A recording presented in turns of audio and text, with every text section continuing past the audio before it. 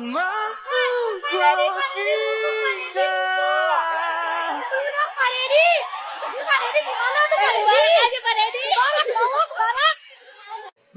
mulai bulan Agustus nggak ada lagi lamaran kerja. Nanti diganti programnya lamaran kerja online. Jadi nanti kalau ada pabrik nerima karyawan, yang prioritas lihat dulu data penduduk desa setempat dulu. Setelah itu geser ke luar desa sekecamatan. Setelah geser luar desa kecamatan baru sekabupaten. Kalau di kabupaten tidak ada baru geser ke kabupaten lain. Baik, assalamualaikum warahmatullahi wabarakatuh. Apa kabar kalian semua, bro-bro gua dimanapun kalian berada. Dan kita sekarang kembali lagi di channel King Cepi. Dan kembali serta seperti sedia kala kita akan membahas serta mengulas video-video seputar King Deddy Mulyadi, yang mana saat ini cukup fenomenal ya di Indonesia. Nah bro, di video pertama kali ini kita menyaksikan banyak sekali ya anak-anak muda dari Bekasi tentunya yang sangat menanti program dari Kang Deddy yang katanya suatu saat bakal menghilangkan percaloan di dunia pekerjaan. Dan tentunya ya bagi kita kaum muda, kebijakan ini bakal ngebantu banget gitu buat para pengangguran gitu, buat anak-anak lulusan baru sekolah yang baru cari kerja. Dan juga kebijakan ini bakal bisa mengikis tingkat percaloan di Jawa Barat khususnya gitu, yang selama ini memang gua rasa cukup merugikan sekali gitu. Karena apa bre? Gue pernah cari kerjaan di daerah Bekasi, bahkan sampai dapat gitu kan, daerah Bekasi.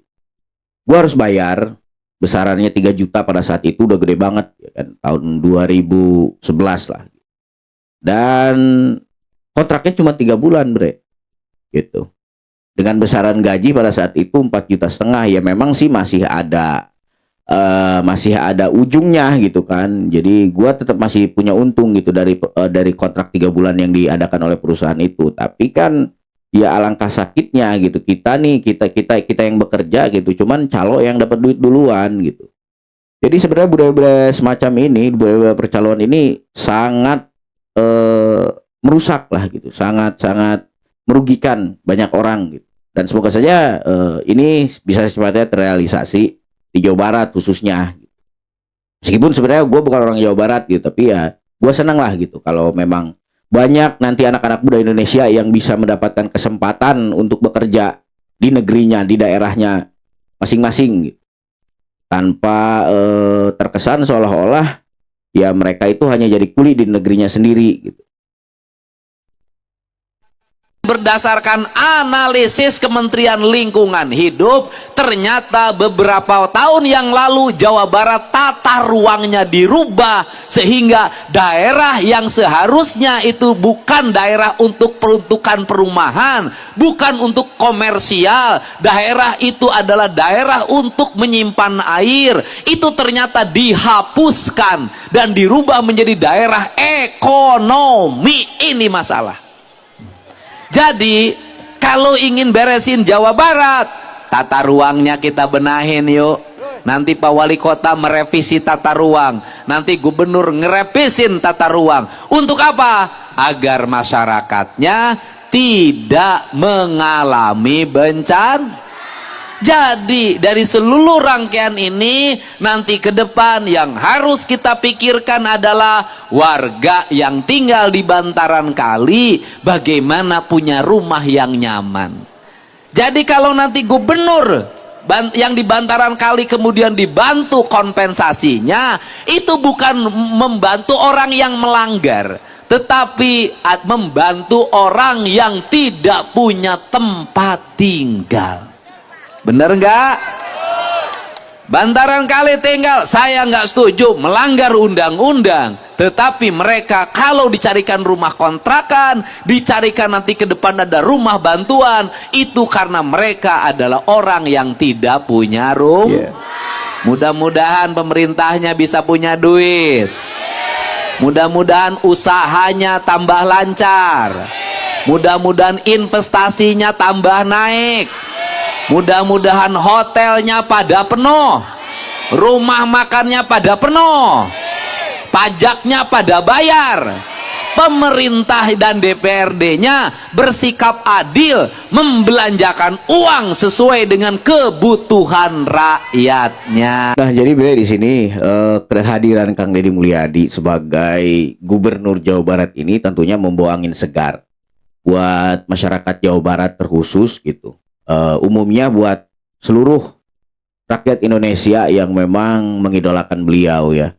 Karena setelah kasarnya ngomong everything so blurry and everyone so fake, ya Kang Deddy datang nggak cuman bawa wacana doang gitu. Jadi banyak sekali eksekusi beliau yang memang cukup dinilai luar biasa lah gitu sampai hari ini gitu.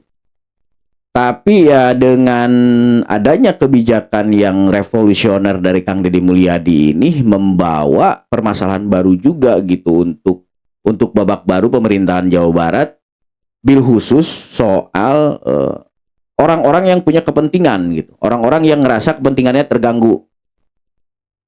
Pasti banyak banget gitu pihak-pihak yang nyerang Kang Deddy, terutama soal ormas sekarang ini gitu, yang coba diberantas gitu, yang coba dihabiskan oleh Kang Deddy khususnya di Jawa Barat gitu. Ya hubungan ormas tadi ya ada korelasinya juga dengan percaloan gitu, yang pada akhirnya ya itu juga gitu pelakunya gitu. Kenapa Kang Deddy ngotot banget pengen ngeberantas ormas di Jawa Barat? Ya karena efek domino dari adanya ormas itu tadi ya bakal berujungnya ya ke kerugian negara gitu, ke kerugian masyarakat khususnya. Semoga saja gitu dengan angin segar ini ya seluruh wilayah di Indonesia juga bisa meniru jejak Jawa Barat, yang mana memang kita tahu gitu bahwa selama ini yang kita butuhin itu pemimpin yang revolusioner, pemimpin yang bisa membawa perubahan daerahnya gitu ke arah yang lebih baik, bukan malah hanya berkutat soal pembangunan yang memang itu cuman wacana kampanye aja gitu dari dulu. Kan kita juga tahu ya, selama ini para calon-calon pejabat daerah itu mengkampanyekan soal pembangunan, khususnya jalan ya. Terutama gue orang Lampung kan ya di Lampung semua calon kepala daerah itu membawa janji ya pasti perubahan soal infrastruktur gitu, karena ya jalan di Lampung buruk banget. Nah, termasuk ya pejabat-pejabat yang sekarang juga gitu. Semoga aja nggak hanya Lampung, nggak hanya Jawa Barat ya, semoga saja di seluruh Indonesia itu pejabat itu memang benar-benar bisa ngewujudin janji-janji kampanyenya gitu. Tidak hanya omon-omon saat kampanye doang, tapi ketika memang dia sudah menjabat, mereka bisalah gitu ngelakuin aksi minimal gitu, membuat rakyat itu merasa bahwa ya mereka itu nggak salah pilih gitu. Ya selama ini kan kita banyak banget kejebak ya, yang pada akhirnya ketika yang kita dukung udah ngejabat ya kita ngerasa bahwa oh gua ketipu gitu. Amin ya robbal. Hilang nih hujan. Iya, oke. Siap. Alhamdulillah. Seneng ya. Nah kayak gini hidup ini enak banget ya. Pemimpin bareng dengan warganya, alhamdulillah. Ini duit Pemda untuk kota Bekasi agak gede telah saya hitung tuh. Keprok ya teprok, karena masalahnya juga gede. Ya kita harus normalisasi sungai. Ini Pak Wali tahu ya. Ibu tahu nggak biaya untuk menormalisasi sungai agar bebas banjir? Biayanya 8,5 triliun.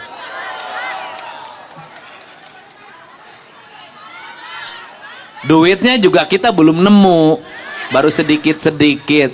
Artinya perilaku buruk yang terjadi beberapa puluh tahun yang lalu, di mana bantaran sungai banyak yang disertifikatkan, dibiarkan dibikin bangunan, telah memberikan kerugian negara yang sangat besar.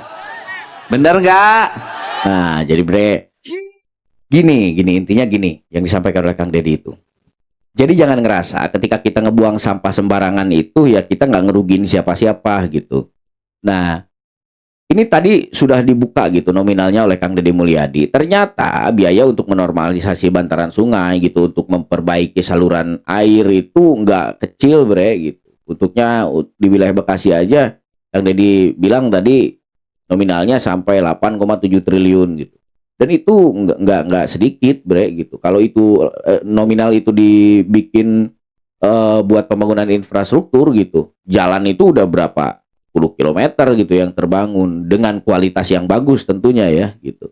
Jadi jangan ngerasa bahwa kalian buang sampah sembarangan itu ya kalian tidak merugikan siapa-siapa, justru gitu. Banyak sekali pihak yang dirugikan, terutama orang-orang yang selama ini memiliki kesadaran penuh soal kebersihan lingkungan gitu, soal ngebuang sampah pada tempatnya gitu. Ya mereka yang dirugikan gitu. Kalian-kalian ya cuman nabur-nabur sampah sembarangan aja, dibuang ke kali gitu, dibuang ke bahu jalan. Ya pada akhirnya banyaklah yang dirugikan, terutama ya kerugian negara. Ya kalau sudah menyangkut kerugian negara ya pasti semua masyarakat ikut rugi gitu, karena ya negara dapat duit dari siapa ya, dari masyarakat juga gitu. Artinya kan akibat kelakuan kita, akibat kecerobohan, kelalaian kita gitu, banyak sekali pihak yang dirugikan, terutama bau, kotor, lingkungan yang nggak sehat gitu kan. Pada akhirnya ya efek domino dari perbuatan buruk kita itu ya berdampak ke banyak orang, ke banyak pihak gitu. Bahkan sampai negara pun dirugikan ujung-ujungnya gitu.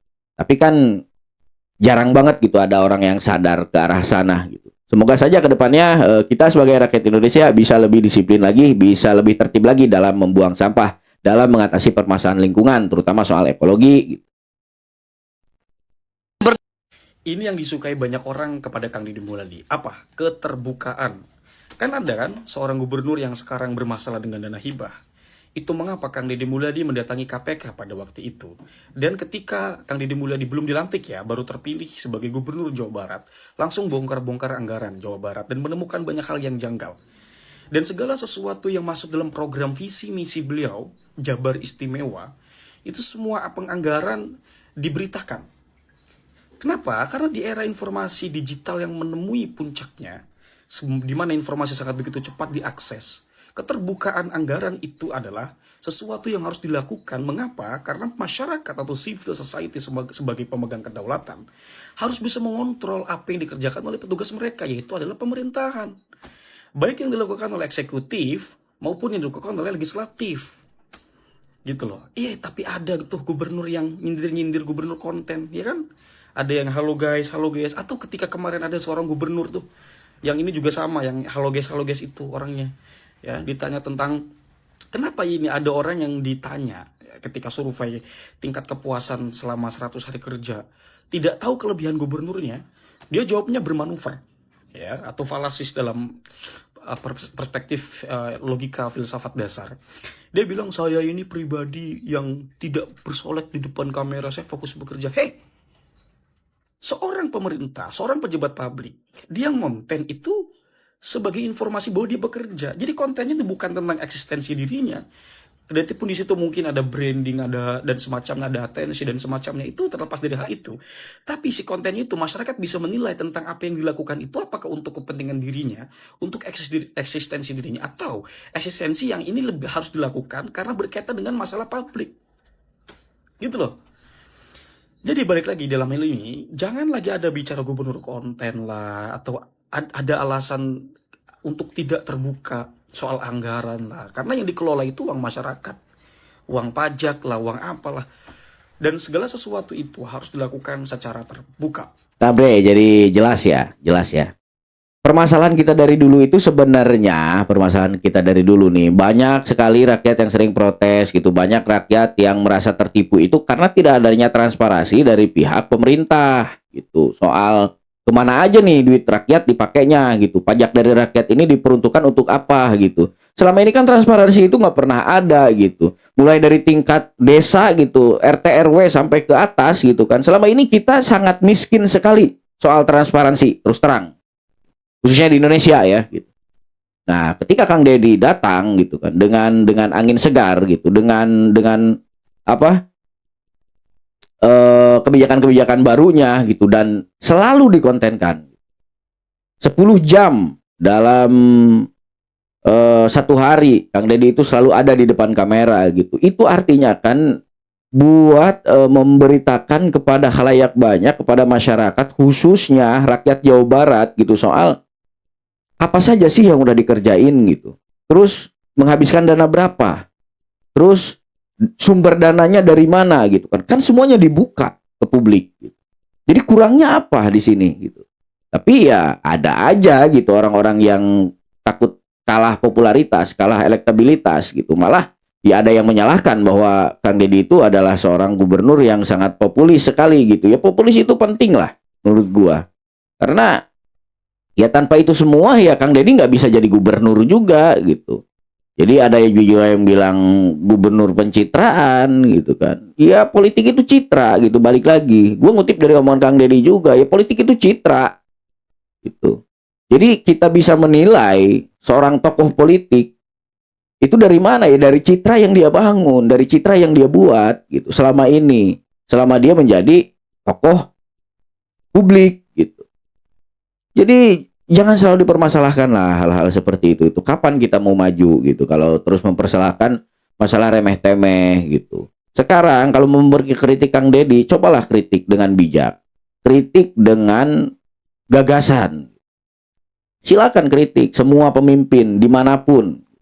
Tapi kita juga memang harus membawa gagasan yang memang masuk akal gitu. Jangan hanya mengkritik soal gubernur konten lah, inilah, itulah gitu. Hal-hal remeh-temeh gitu. Jadi mereka sanggupnya itu cuman ke situ berarti wawasan mereka. Padahal kan mereka itu sebenarnya pejabat publik gitu. Pemangku jabatan. Orang yang punya kedudukan baik di negara maupun di mata sosial gitu, di masyarakat. Ya masa gitu kalian hanya bisa mampu sebatas mengkritik Kang Deddy itu soal kontennya doang gitu kan. Kan bikin malu. Hal kayak gitu. Cobalah kurang-kurangin ya para pejabat. Ya gue minta tolong ya supaya ya masyarakat ini nggak menilai kalian itu bodoh gitu. Nggak menilai kalian itu ya sebenarnya nggak punya kemampuan gitu. Ujung-ujungnya masyarakat ngerasa tertipu gitu kan dengan terpilihnya kalian menjadi pejabat publik gitu. Harusnya kan transparansi itu didukung gitu oleh semua kalangan, baik pejabat sekalipun gitu yang memang saat ini sedang menjabat di wilayah manapun ya, di daerah manapun gitu. Ayolah gitu, kita dukung, jangan takut kalah popularitas, kalah elektabilitas gitu. Yang ada malah nyerang gitu dengan narasi-narasi kebodohan yang memang menurut gue memalukan sih. Gue aja sebagai masyarakat, ya gue bukan pengamat politik lah gitu, gue juga bukan orang cerdas, bukan cendekiawan gitu. Cuman kalau menurut gue, kalau komentar-komentar kalian, kritikan kalian itu hanya soal itu aja gitu, ya memalukan lah gitu. Mana gitu marwah kalian sebagai pejabat publik gitu kan, sebagai penyelenggara negara gitu, kalau memang kemampuan kalian cuma sebatas itu doang. Oke, sekian kurang. KPK bakal periksa ex-Wagub Jabar UU Ruzhanul Ulum soal kasus dana iklan. Mal komen. Sieun di yuk, sieun kena bajer. Mal komen. Tuh, ya. Mantap, lanjutkan. Tuh, bre. Kan? Artinya gini, banyak permasalahan yang terjadi di Jawa Barat di periode sebelum Kang Deddy Mulyadi.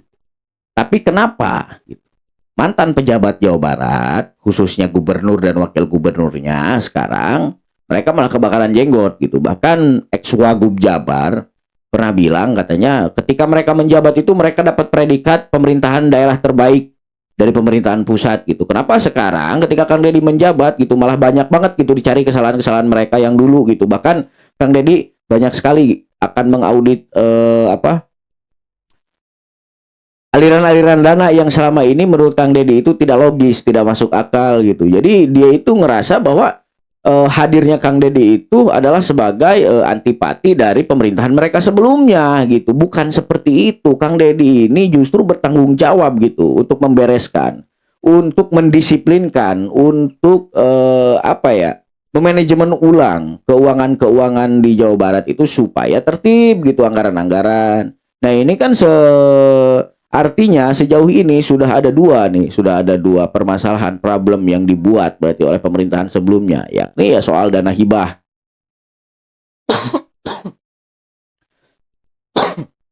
Yang mana kita tahu, Bre, ada aliran dana ke yayasan milik Pak UU Ruzanul Ulum nih ya. Nama yayasan juga kebetulan Aruzan ya. Senilai 45M. Belum lagi soal dana sosial media gitu kan, dana pengiklan yang kabur nggak jelas gitu. SPJ-nya ya diduga fiktif. Jadi nah kan hal-hal seperti ini yang coba dibongkar gitu. Maksud Kang Deddy ini agar supaya duit negara ini ada loh pertanggungjawabannya dari mereka sebagai pemangku jabatan kepada rakyat gitu. Tapi ya sekali lagi mereka juga pasti nggak bakal diem gitu. Media sosial itu ya adalah salah satu senjata mereka buat memutarbalikkan fakta gitu. Jadi ya kita nih sebagai pendukung kebijakan-kebijakan Kang Deddy gitu, sebagai orang yang pro terhadap kebijakan-kebijakannya Gubernur Jawa Barat sekarang, harus mantau juga sosial media gitu, nggak boleh lengah. Karena apa ya, kalau kita bodoh amat terhadap media ya ujung-ujungnya mereka yang menang gitu. Yang dirugi siapa? Bukan Kang Deddy Mulyadi, kita sebagai masyarakat. Makanya kita harus selektif lah gitu dalam memilih tontonan gitu sekarang. Ya termasuk konten-kontennya Kang Deddy itu kan salah satu media juga buat kita tahu gitu bahwa sebenarnya di Jawa Barat ini apa sih yang terjadi gitu kan. Bahwa kasus-kasus apa aja nih yang sedang berkembang sekarang di Jawa Barat gitu. Dan gebrakan-gebrakan apa saja yang sudah dimulai oleh pemerintahan Jawa Barat sekarang gitu. Semoga saja ya kedepannya ada solusi yang lebih baik lagi lah. Ibunya, tapi ibunya disuruh nyari sendiri anak. Ibunya si sudah anak berubah. itu? Iya. Oh, oke. Wah, harus nonton. Nangis, Mas. Ada anak yang cium kaki ibunya. Oh. Ada ibunya nangis. Yang saya mau nangis, saya sama nangis. Ada beberapa yang ibunya tidak datang. Dia panggil, dia peluk. Mulai dari sekarang, untuk yang ibu yang nggak datang, kamu jadi anak. Bank BJB korupsi 222 miliar, motor Ridwan Kamil ikut disita. Jadi gini, KPK lagi nyelidikin dugaan korupsi pengadaan iklan di Bank BJB periode 2021 sampai 2023. Nilai proyeknya gede banget, 409 miliar buat tayangan iklan di TV, media cetak, sampai online. Tapi ternyata ada dugaan markup dan penunjukan agensi yang nggak sesuai prosedur. Akibatnya, negara diperkirakan rugi 222 miliar. Yap, gede banget kan? Dan dana itu ngalir ke 6 perusahaan agensi, yaitu PT CKSB 105 miliar, PT AM 99 miliar, PT CKM 81 miliar, PT BSCA 33 miliar, dan PT WSBE 49 miliar. Dan kenapa motor Ridwan Kamil bisa ikut diamankan? Karena rumah beliau jadi prioritas pertama dari 12 lokasi yang digeledah KPK. Dari situ, disita beberapa dokumen, termasuk motor mewah Royal Enfield-nya. Tapi kita belum bisa judge karena sampai sekarang KPK belum kirim surat pemanggilan pemeriksaan ke Ridwan Kamil. Kasus ini bisa jadi bukti kalau dana publik bisa bocor. Jadi gede banget ya Bre, ternyata kasus Bank BJB ini kerugian negaranya ya fantastis lah gitu menurut gua. Dan sampai sekarang juga memang belum ada tindakan dari KPK gitu buat mencoba untuk memanggil RK gitu, mantan gubernur Jawa Barat yang sebelumnya gitu. Padahal masyarakat udah menanti-nantikan banget gitu saat itu. Gimana gitu. Jadi pertanggungjawaban Ridwan Kamil itu seperti apa gitu tentang kasus hilangnya uang Bank BJB. Nah, di sini juga kita jadi paham ya tentunya soal ternyata selain dana hibah gitu. Selain dana media sosial, dana pengiklanan di Jawa Barat, Bank BJB juga ya kena juga gitu pada akhirnya. Yang mana kita tahu ya kerugian dari dana hibah saja udah cukup fantastis gitu nominalnya. Yang mana itu kalau dimanfaatkan untuk kesejahteraan masyarakat gitu, untuk pembangunan infrastruktur gitu, sudah lumayan mewah lah gitu. Nominal segitu gitu kalau dijadikan bentuk fisik bangunan ini hilang gitu aja gitu. Dan mereka sekali lagi ya kebakaran jenggot gitu. Nah, kayaknya nih korelasinya ada nih. Dari sini ya, dari kasus-kasus yang sedang ditangani oleh Kang Deddy Mulyadi ini, itu sepertinya ada hubungannya dengan ancaman-ancaman yang selama ini datang kepada Gubernur Jawa Barat Kang Deddy Mulyadi. Sampai pernah datang ada ular juga, ada kiriman ular gitu dari orang. Bahkan beberapa kali menerima ancaman pembunuhan gitu. Ya ini gitu, ini pasti ada hubungannya gitu sama ini semua. Dan orang-orang di balik ini yakin bre, ini bukan orang ecek-ecek, bukan orang biasa-biasa gitu. Banyak banget tokoh besar gitu di balik kasus-kasus yang sedang terjadi saat ini di Jawa Barat. Semoga lah gitu Kang Deddy bisa mendesak KPK agar secepatnya KPK bisa mengaudit gitu. Atau minimal melakukan pemanggilan dulu lah terhadap yang diduga tersangkanya ini gitu, agar supaya masyarakat juga tenang gitu aja, agar supaya masyarakat punya pegangan gitu buat KPK juga gitu. Terima kasih buat KPK ya, semoga saja kinerja kalian itu akan terus dipercaya oleh masyarakat Indonesia, khususnya di Jawa Barat. Komisi Pemberantasan Korupsi dalam waktu dekat akan memeriksa mantan Gubernur Jawa Barat Ridwan Kamil dalam kasus korupsi di Bank BJB. RK akan diperiksa sebagai saksi. KPK memastikan akan memeriksa RK dalam waktu dekat terkait dengan kasus dugaan korupsi pengadaan iklan di PT Bank BJB. Namun PLH Direktur Penyidikan KPK Budi Sukmowibowo enggan merinci kapan pemanggilan akan dilakukan. Menurut Budi, permintaan keterangan Ridwan Kamil sempat terundur karena keterbatasan sumber daya penyidik. Ridwan Kamil diharapkan memenuhi panggilan tersebut karena keterangannya dibutuhkan untuk mengklarifikasi sejumlah bukti. Sebelumnya KPK sudah menggeledah sejumlah lokasi terkait dengan kasus korupsi Bank BJB, salah satunya adalah rumah RK. KPK menyita sejumlah dokumen termasuk motor Royal Enfield. Jadi bre, untuk sementara ini ya sepertinya RK ini akan berperan sebagai saksi dulu gitu sementara di kasus ini gitu, di kasus iklan Bank BJB ini gitu. Tapi kita juga harus terus memantau ya perkembangan kasus ini ke depannya gitu, akan menjadi apa lagi kira-kira Ridwan Kamil dalam kasus ini. Semoga saja duit yang sudah hilang itu bisa balik lagi gitu. Itulah doa masyarakat Indonesia gitu, jangan sampai hilang percuma. Dan semoga juga nih secepatnya ya DPR itu menyetujui undang-undang perampasan aset yang memang itu sangat ditunggu sekali oleh masyarakat Indonesia. Antusias masyarakat Indonesia menunggu disahkannya UU tersebut itu sangat besar sekali. Dan gue pribadi terus terang orang yang paling menantikan undang-undang perampasan aset ditegakkan. Bahkan gue minta nih, ke depannya hukum mati para koruptor. Mungkin kalian setuju. Kalau kalian setuju silahkan tulis di kolom komentar bre. Semoga saja ke depannya negeri kita bisa lebih baik lagi. Dan juga Tuhan selalu mengaruniai pemimpin-pemimpin yang arif, bijaksana, adil, cinta, dan memimpin negeri ini dengan penuh rasa. Baik guys, saya doakan agar kalian semua mulus rahayu, berkah selamat, dan tetap optimis dan semangat menjalani hidup ini. Walaupun di tengah gonjang-ganjing negeri ini yang memang sudah semakin hari semakin tidak karuan saja ya. Dan semoga saja kita selalu sejalan gitu, selalu searah untuk memantau adanya perkembangan-perkembangan apa yang terjadi di negeri ini. Terutama soal Kang Deddy Mulyadi yang harus selalu kita kawal ketat.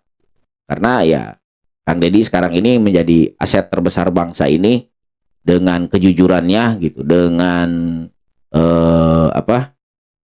gebrakan-gebrakannya yang memang cukup ngeganggu gitu orang-orang jahat, para pejabat-pejabat yang berniat untuk maling gitu. Baik guys, gua King Cepi pamit undur diri, sampai jumpa di video-video selanjutnya. Jangan lupa like, comment, dan subscribe, and bye bye.